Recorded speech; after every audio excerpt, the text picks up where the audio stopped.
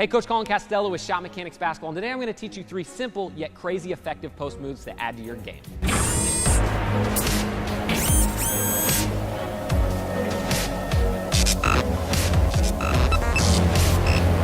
All right, so the first post move I love is the face-up rip-through.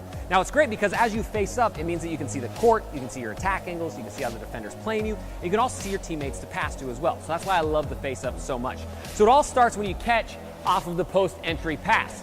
So as I'm down here and I'm getting ready to get my post-entry pass, boom, again, just like always, we want to catch with both feet in the air. That keeps our options alive. Now, with the reverse pivot that we start out with, you can move either foot. So I can either reverse pivot with my right to face up, just like that, or I can reverse pivot with my left to face up.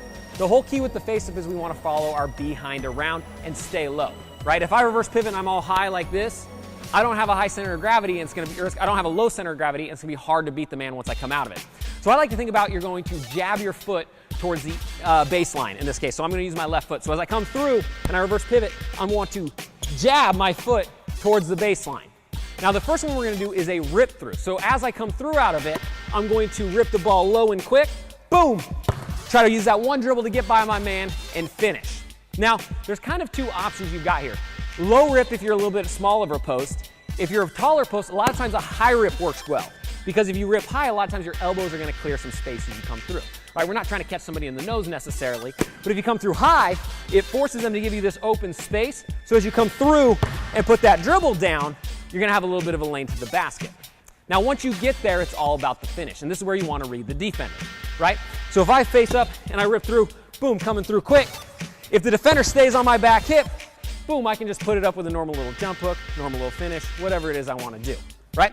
If I get through and they jump me and it looks like they're gonna get a block here, I can try to get all the way to the opposite side of the paint and finish there, right? So you always wanna read the defender, and that's gonna determine how you're gonna finish the basketball. All right, so the next move is a counter to the jab rip through that we just did. And this is a jab cross.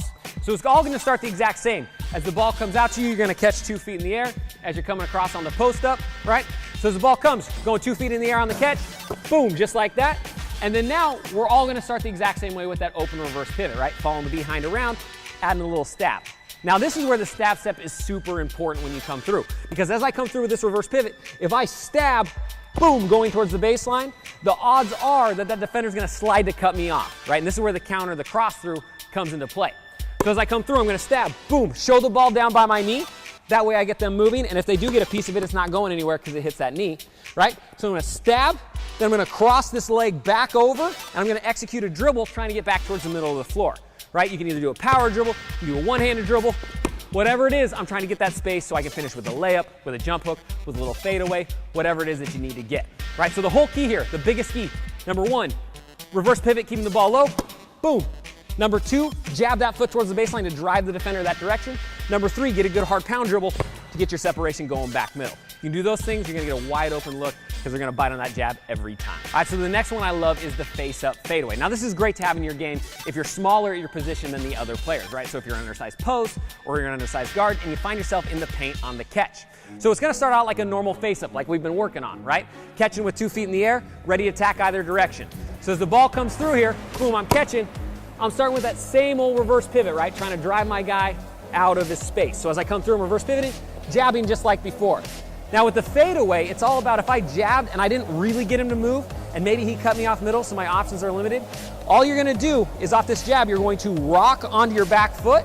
So you're jabbing, rocking onto your back foot, and just going into a little one-legged fadeaway. You see guys like Kevin Durant do this a ton, Kobe Bryant does this a ton, even like scorers like Klay Thompson when he gets in the paint does this a lot, because it's a really great move. If I get here, if they're on this front knee, by the time I rock back, right, I've got space from them to get my jumper off. Now it's a little bit of a fadeaway, so it's a tougher shot. So the key that you really want to think of is getting your follow through up high. A lot of players have a tendency when they shoot a fadeaway, when they come through, boom, they get a really flat fadeaway because they're trying to get that power out of there. And what that does is it takes away kind of that perfect arc on your jumper, mathematically making it harder to hit the shot. So what I would really recommend doing, as you come here, boom, and you're fading out of it, try to get that elbow above your eye. That way you get that optimal arc on your shot. Ball's gonna go in the hoop more than it won't, right? Again, just like other fadeaways that we've talked about and worked on, you also want to target as quick as possible. It doesn't do any good to do your jab, go into your fadeaway, and then find the hoop when the ball's right here getting ready to be released. It's the exact same thing as any shot. As you come through, my eyes are snapping up right now before this foot's even lifted. That way I can come through, find the rim, find my target, get an accurate shot.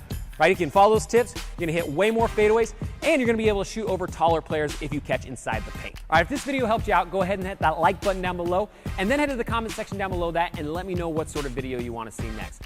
This is a channel for the people, by the people, and we run pretty much everything off a request, so leave it down below and hopefully we get to it. And if you're new to Shot Mechanics, you're gonna wanna do two things. Number one, hit that subscription button down below because we put out videos every week and they're all gonna get you better, I guarantee it.